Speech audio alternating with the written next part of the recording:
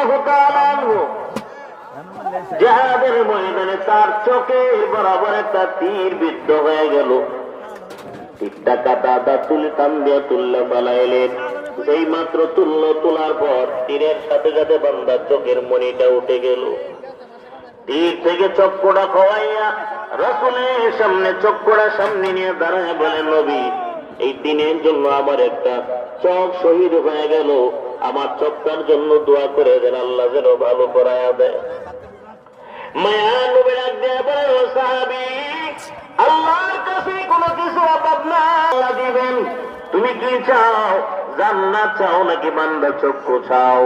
আল্লাহ বান্দা ডাক দিয়া কয়, ও নবী, আমি জান্নাতও চাই, আমার চক্ষুটাও চাই।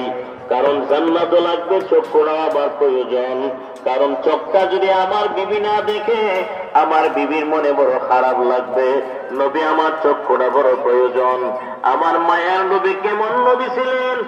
চোখটারে হাতি ধরিয়া কাঁটা চোখের ছিদ্রের ভিতরে